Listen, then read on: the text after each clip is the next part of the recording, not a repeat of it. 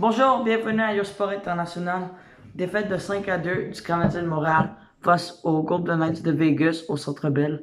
Un match que les Canadiens ont pourtant largement dominé, mais il a quand même trouvé une façon de perdre ce match en allant en 5 buts. Donc les tirs, le Canadien a eu le double tir de Las Vegas, 38-18 en leur faveur. Euh, le match a pourtant bien commencé. En première période, imaginez-vous les tirs 20 pour les Canadiens et seulement un pour Vegas. Ça a permis aux Canadiens d'inscrire 2 buts. Suzuki a commencé, a ouvert le pointage. Après un arrêt de Liner, il a marqué sur le rebond. Un bon jeu de Hoffman. Et par la suite, Toffoli s'est échappé et on a ajouté un autre. Il a fait 2-0 les Canadiens. Tout semblait fini. On pensait que les Canadiens avaient réussi à contrôler le match et qu'ils allaient gagner, mais non. En troisième période, tout d'abord, c'était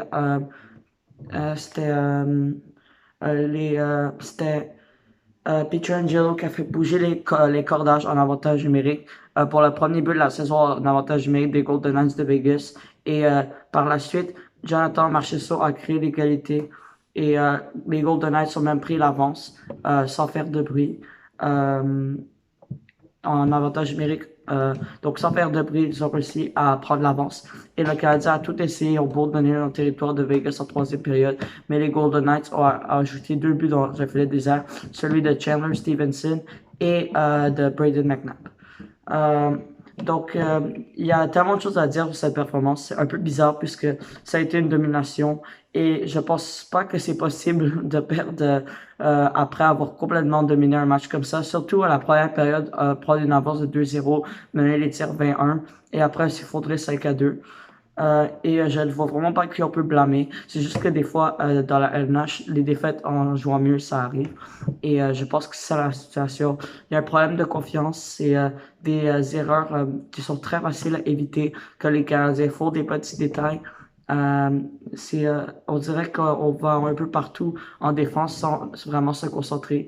Par exemple, Hoffman sur le troisième but de Vegas qui laisse un joueur libre et tout le monde est comme un peu comme pas en position, etc. Il faut juste bien se positionner. Euh, mais oui.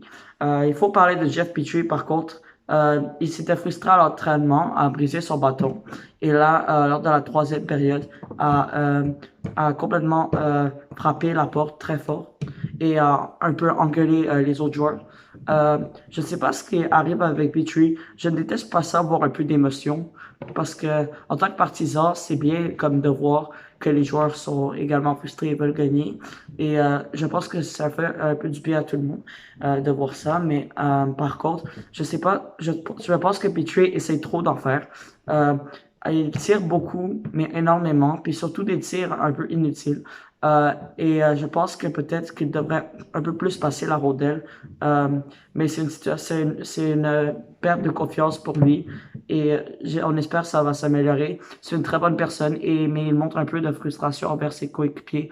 Et là, je ne sais pas si on va avoir des conflits dans le vestiaire de l'équipe, mais il ne faut pas qu'on commence à être dans une situation où les joueurs vont penser à dis donc, est-ce que je pourrais, par exemple, quelle équipe serait intéressée à moi pour aller? Il faut que tout le monde se concentre sur les Canadiens et pas sur les transactions, etc. Mais là, cette situation commence à aller vers là.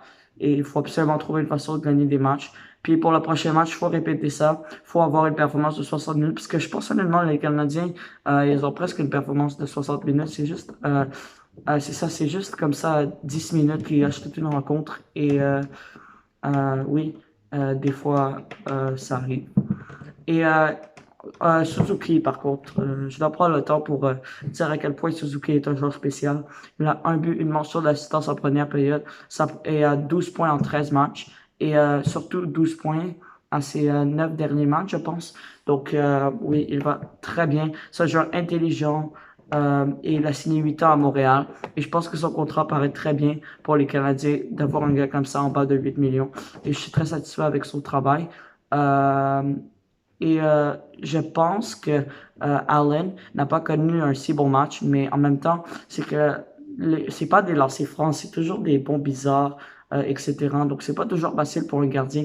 Et le but de Pietrangelo, c'est une rondelle qui dévie. Le but de Marchessault, comme je vous disais, c'est un beau bizarre. Donc, c'est pas toujours. Il y a des joueurs devant Allen. C'est pas facile pour lui. Je pense pas qu'elle est à blâmer pour la défaite. Et je pense que personne n'est vraiment à blâmer. Je pense que tout le monde a bien joué, mais juste on a manqué de chance.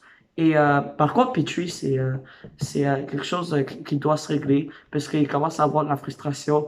Et on le voit sur la glace qu'il veut, on voit sa mentalité et qu'il veut gagner, etc. Mais c'est juste que ça ne marche pas. C'est aussi simple que ça. Et aussi, juste pour finir, on se demandait si c'était une bonne décision de Duchamp de sortir le gardien avec 2 minutes 51 à faire à la troisième période, si c'était pas un peu trop tôt. Moi, personnellement, je pense que c'était un peu trop tôt. On aurait pu y réfléchir, mais ça, comme l'a mentionné Patrick Lalime à TVA Sport, ça change selon la perspective de chaque coach. Donc, c'est pas vraiment quelque chose qu'on peut blâmer sur lui. Merci de m'avoir écouté et bonne soirée.